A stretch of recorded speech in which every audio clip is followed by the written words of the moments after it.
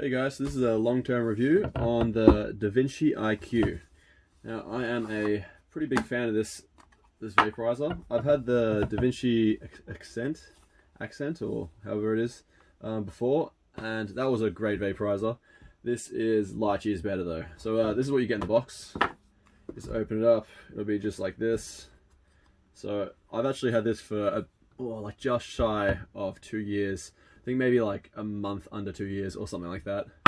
And it has been through quite a lot. So I'll just show you what you get in the box. You've probably already seen this on other videos. But this is it. So you got, and it's a nicely made box by the way as well. It's a magnet holds shut and it is quite a solid box. So you got the accessories,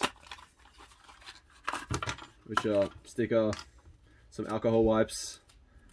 You probably use the best way to clean it would be a ear cleaning thingy, ear swabs, and a charge cable, stickers, and a spare pick tool. And you got the water adapter, which is yeah, I don't really use this, but I can see why. I can see its benefits. A carry can. You probably will use something like this because they're pretty useful. Anyway, let's get rid of all this and go down to business. So, Davinci IQ. It's so I've had this for 2 years. It's been through a lot. I've dropped it on lots of gravel roads. It's you could probably see it's not in the greatest of conditions, but little scratches and dents and such all around it. But it's not too bad considering what it's been through. It's been through a lot. Like, it's a very slippery kind of material, so it's an easy thing to drop. And also that sort of finish, you'd think it would scratch up a lot, but it's actually not too scratched considering how many times I've dropped it. And it has the zirconian little pieces in it. You got the pick tool, which is stored just in there. Stop it from running away. In there. And let me suggest, always put it back. Don't forget about it and put it down somewhere, because you will forget it and it's tiny. I lost it once. They give you a spare one in the box. I lost it once and I always put it back in the same exact spot once I'm done with it now. Haven't lost it since, so definitely recommend that. To get the battery out, I'll show you this. So with the flamer chamber in, once it's in, you can't quite get the battery out. Well, you might be able to, but it's a bit of a stretch because it sort of locks in place there. So you probably can bend it to get it out, but it's because of this is actually holding it back. So say you get that flavor chamber out, then when you take that, open it up, it'll fall straight out. So that's how you take the battery out nice and easily without having to stretch or bend anything. So when it doesn't have the battery in it and without the flavor chamber, it is insanely light. Like, does not feel quality kind of plasticky light, but with the battery in, it feels like that very premium. You know when you buy a glass-backed, glass-front phone and you first get that feeling, you're like, wow, that's got some nice weight to it. It feels a lot like that.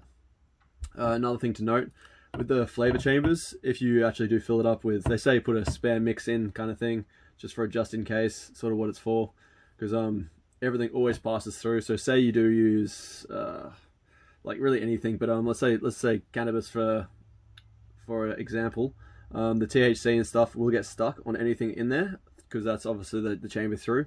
So usually you'd have like a filter on a joint or whatever, and the filter will soak up, or the roach or whatever will soak up all the stuff. But in this instance, it will all get stuck in here, so you can reuse it or what have you. But if you do use it a lot, it will get stuck in there. And even if you tip it upside down, it probably won't now because I've taken it out. There we go. It won't just come out. Even if you knock it like that, it probably will because I've just taken it out. But yeah, it does come out. But it does get stuck in there. So you just gotta use the little tool thingy and just like twist it, and then you can pull it out. Okay, as far as cleaning goes, I haven't cleaned this for probably like 3 or 4 months, maybe 3 months. It's been a while either way, and it's pretty clean because it's ceramic on the inside and, like, you know, that really pure path. None of it's really very sticky, and you can probably see through that with a little bit of light coming through that it stays pretty clean. It's a pretty clean path, And yeah, if you want to empty these things out once you've cooked whatever you've wanted to cook, empty it out while it's hot, and it will fall straight out. Like it's a lot easier to empty when it's otherwise little bits can get stuck to the side. You can easily just scrape it off. Like I've been scraping this for almost years, and it hasn't really scratched it at all. It seems to be pretty resilient. You just get one of those ear swab things and put some alcohol in it, just wipe it around, and it's like brand new again. It looks amazing. It's so easy to clean. And I guess the one thing you do have to think about as far as cleaning goes is if you do smoke from it a bunch and like very sticky materials sort of thing, through those little holes, let me just grab something.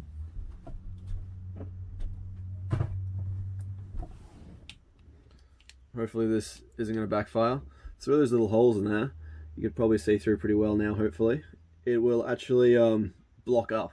It can. It doesn't happen very often. It's quite a rare thing to happen. But it does over time. Say like you just keep going months and months and months and not think about it. Or you just smoke from it heaps. I don't use it a ridiculous amount. But it will clog up those little tiny holes. And you'll probably notice that like trying to pull through and it doesn't really pull through. So you can just hold it up to the light and see through it and maybe get like a pin or something. I had one around here. No, I've lost it. Not good. And just poke through it and then just sort of, and it'll just push it through. But apart from that, it all stays very clean. And even on the inside here where the flavor chamber is, it does only go through the center. Like the whole outside here, totally clean. And then it gets right to the edge right there. That must be where it seals, because only this bit there is yeah, a little bit grimy. But yeah, that's pretty much all you really got to think about. And it has a bunch of smart stuff built into it. It's got like smart paths and all this other stuff with so you can just turn it on like that, and then just click the on button once. If it's not, it's usually if you have it like set up all your smart paths, it'll be set to this. But you just click that on button once, and then it'll go smart path 1, smart path 2, all the other choices, because you have about 4 smart paths. So you can make it go to 180 and then go to 100, so you get all the flavonoids or whatever, and then go to 185 after 10 seconds, or it's massively customizable. The thing is though, it has Bluetooth and it will always be on. Like you can't turn the Bluetooth off. So even if you turn the device off, the Bluetooth will still be on. And if you're say in an office or somewhere, it will come up on people's Bluetooth saying Davinci IQ. Unless you're connected to it, then I guess it won't, because it'll be paired to your phone. But it will always be there. It's annoying in a way that I guess covertly, vaporizers are very, very covert, because cinemas, wherever, you can pretty much do it. Especially these kind of ones, they let out like no smoke unless you put up to like 190, 200 degrees. But yeah, that's actually saved my ass once, because I was with my girlfriend and hiking up a mountain in some snow, like real like hands and feet trying to get up it. It was very slippery, and I got right to the top, and then I realized that it fell out of my front pocket, and I was like, it's lost in the snow. I'm gonna find it. And went onto my phone, went Bluetooth, couldn't see it, started walking down the mountain, and it was like, whoop, Davinci IQ. So I was like, oh shit, I must be somewhere close. So connected to it and looked around that area, and I managed to find it. So if it didn't have Bluetooth, I would have lost it for sure. It was like lightly buried under the snow. I could still just see like the end poking out, and that's because I actually this is what I usually keep it in. I usually have it just in this little leather case I made, and I lost the little thing that clicks it closed. So I was in the front pocket, leant over, it must have straight out. But yeah, it kind of saved it. So I like and dislike the Bluetooth always being on. I wouldn't have it now if it didn't, but it's a thing. Anyway, it's something to think about if you are covert wanting to do this in the office sort of thing. I don't know, but if you connect to it, it won't show up. So you'll be all sweet there.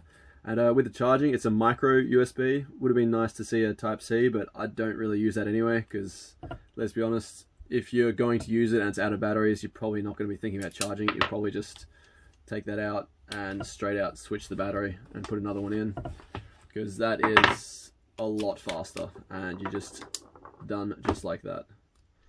And you can use I don't think you can I don't think you can use protected cells if you've got the 18650s, the ones with the protection cap on them, because they're probably a little bit too big to fit in. I think I could probably, yeah. So these are recycled cells. I literally just ripped them out of a Dyson vacuum cleaner, just like that one. And yeah, they're fine, except for I couldn't get these little like solder spots off them.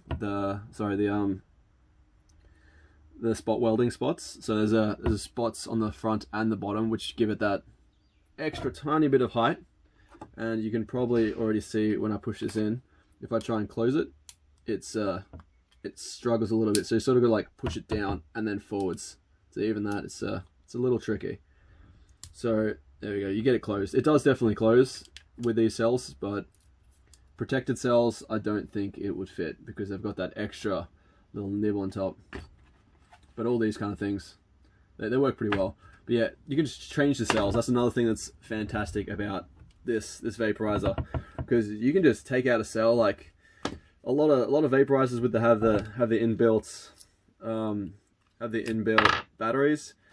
You know, when the battery's gone, you like, I don't know how you take a thing like this apart. It is all pressed together and there's no screws, there's nothing. So I have no idea how you disassemble this. And I'm guessing it's the same with a lot of other vaporizers that have built-in batteries. I don't know how you change the battery. So something that you can just change a battery is amazing. Like, I don't know if I have any other cells. Yeah, there's ones that are like 3,500 milliamps and stuff. Like, technology is always getting better. These are the most used cells, pretty much. Like electric bikes, everything uses them. Obviously vacuum cleaners, everything uses them. So you can just switch them straight around. Better technology, better cells, stay with the times. You don't have to worry about any of it. Anyway, A+, I give it. So any questions, please let me know in the comments below. Subscribe and such.